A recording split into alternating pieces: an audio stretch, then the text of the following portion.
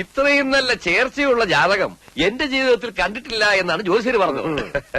ഒക്കെ അവളുടെ ഭാഗ്യ. എണ്ണ ഇനി ഒട്ടും താമസിപ്പിക്കണ്ട. ഏറ്റവും ഒട്ടോട്ട് മുഹൂർത്തം അങ്ങോട്ട് നിശ്ചയിക്കുക.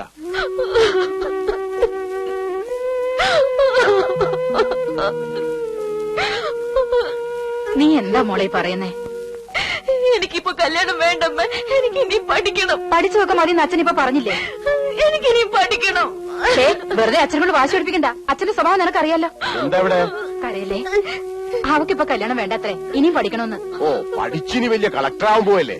ദേ, ഇത്രയും നല്ല കാര്യം നിന്റെ ജീവിതത്തിൽ ഇനി ഉണ്ടാവില്ല. ഒക്കെ ഞങ്ങൾ നിശ്ചയിച്ചു കഴിഞ്ഞു. ഇനി പറയണ അനുസരിച്ചാ മതി. ഇല്ല, ഞാൻ സമ്മതിക്കില്ല. തർക്കത്തരം പറഞ്ഞാലല്ല കൊന്നുകളെ ഞാൻ. ഇനി നിന്റെ സമ്മതം ഇവിടെ ആക്കുവനോടി വിളച്ചിലെടുത്താണല്ലോ നീ ഞാൻ അരിഞ്ഞുകളെയും. സത്യം, നീ ഒരൊറ്റ ഇവിടെ ചീത്തയാക്കണത്. ആ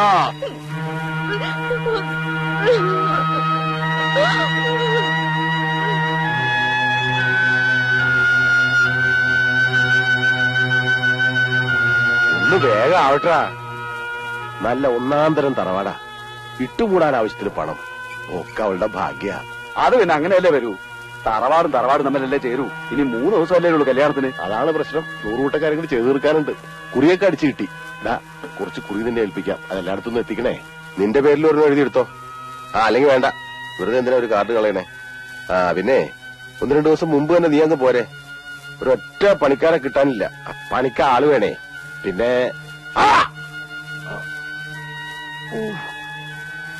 എവിടെ നോക്കിട്ടാടാ ചെരക്കനെ കഴുതേ?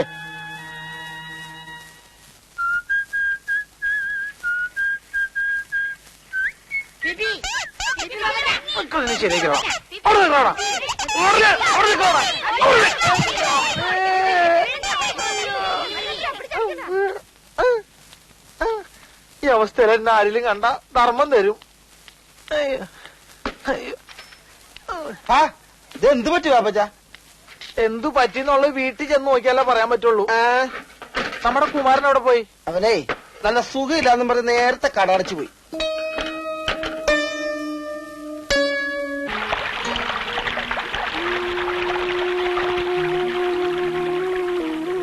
അവളെനിക്ക് കൈവിട്ടു പോയടാ. ഒരുപാട് മോഹിച്ചിട്ടിപ്പോ. നീ ഇങ്ങനെ കുട്ടികളെ പോലെ ആയാലും എങ്ങനെയാ? ഞാനല്ലാതെ അവളുടെ കഴുത്തിൽ വേറെ ആരെങ്കിലും താലി കിട്ടിയ അവളെന്ന് ആത്മഹത്യ ചെയ്യും. എനിക്കത് ഉറപ്പാ. നിന്റെ വർത്തമാനം കേട്ടൊന്നും ലോകത്ത് അവള് മാത്രമേ പെണ്ണുള്ളൂ. എല്ലാം നിനക്കറിയാലോ. കുഞ്ഞുനാൾ മുതല് ഇതുവരെയുള്ളതെല്ലാം. എനിക്ക് അവളെ നഷ്ടപ്പെടാൻ പാടില്ല പാപ്പച്ച. അവളെനിക്ക് വേണം. നീ എന്തെങ്ങനെ? ഞാൻ പിന്നെ എന്താ ചെയ്യേണ്ടത്? നീ വിളിച്ച അവൾ ഇറങ്ങി വരുമോ? 100 വട്ടം. എന്നാ പിന്നെ ഒരു വഴിയുള്ളൂ. രാത്രി പോയി പെണ്ണിനെ വിളിച്ചിറക്കിക്കൊണ്ട് വരാം. നാളെ പോയി രജിസ്റ്റർ ചെയ്യാം. നീ പേടിക്കണ്ടടാ, ധൈര്യമായിട്ടേ. നിനക്ക് ഞങ്ങളില്ലടാ.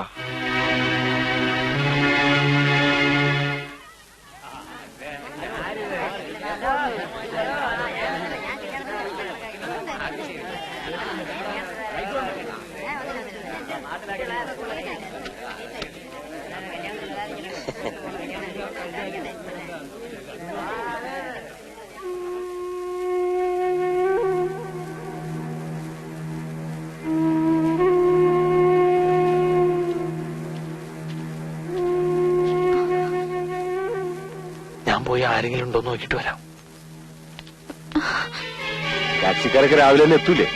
ആ സമയത്ത് ബുദ്ധിമുട്ടാകരുത്. എന്നാ നീ പോയിക്കോ. പണിക്കൊരു വാർപ്പ് തന്നില്ലേ?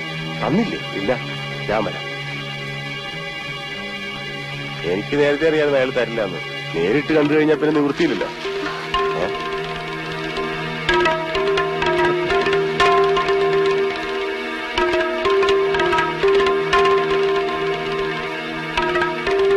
കഴിവറ പോലെ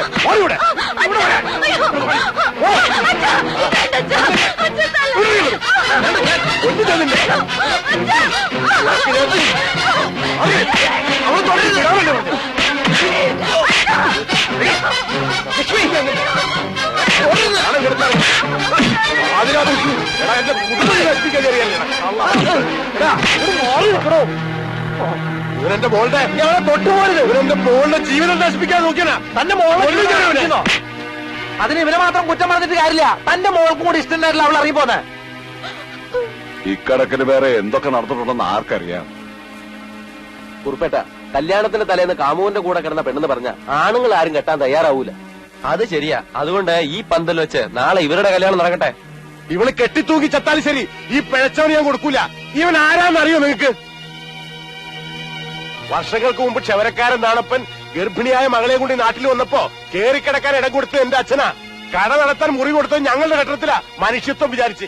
എന്നിട്ടിപ്പോ അവസാനം അവൻ ഞങ്ങളുടെ കുടുംബത്തിൽ തന്നെ മാനം ചരക്കാൻ തുടങ്ങി. ഇവനെ ജനിപ്പിച്ച തന്റെ ആരാന്ന് ഇവന്റെ അമ്മയ്ക്ക് പോലും അറിയില്ല. അറിയാമെങ്കിൽ പറയണ പിഴച്ചുണ്ടായ സന്തതി.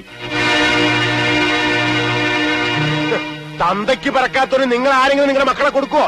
പറയേ. ആദ്യം നിന്റെ അച്ഛനാരാന്ന് കണ്ടുപിടിക്കും, എന്നിട്ട് പെണ്ണി ചോദിക്കട തന്തയില്ലാത്തോനെ. അടിയൂടെ ഞാൻ ശരിയാക്കി തരാം.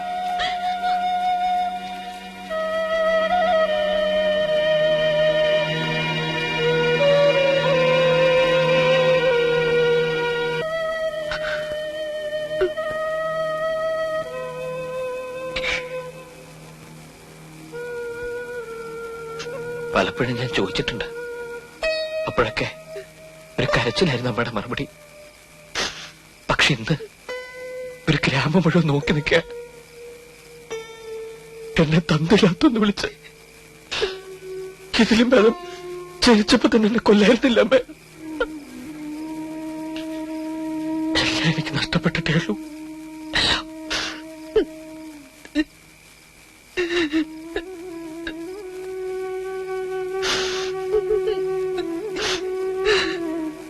പറയാൻ വയ്യെങ്കി വേണ്ടമേ. ഇനിയുള്ള കാലം മുഴുവൻ ഞാൻ ഈ അപമാനവും പേറി ഒരു പിഴച്ചുപെട്ട സന്തതിയെ ജീവിച്ചോളൂ. നൊന്ത് പെറ്റ് താലോലിച്ചു വളർത്തി എന്നേക്കാൾ അമ്മയ്ക്ക് വലുത് അമ്മയുടെ സ്വാർത്ഥമാണല്ലോ.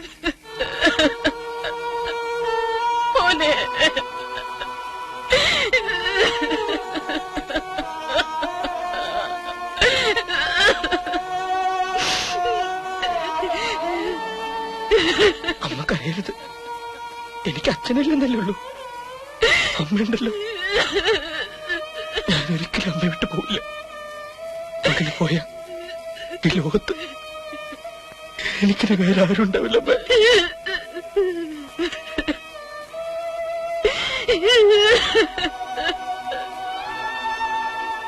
എന്നാലൊരാഗ്രഹം, എനിക്ക് ജന്മം നൽകിയ ആ മനുഷ്യന്റെ പേരൊന്നറിയാൻ.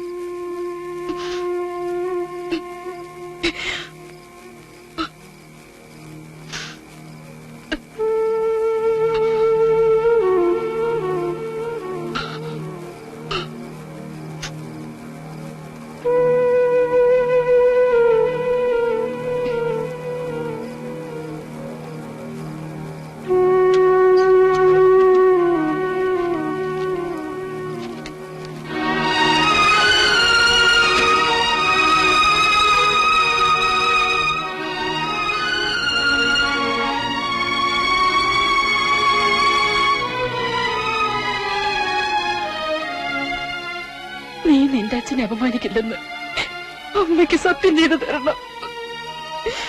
ഇല്ല, സത്യം.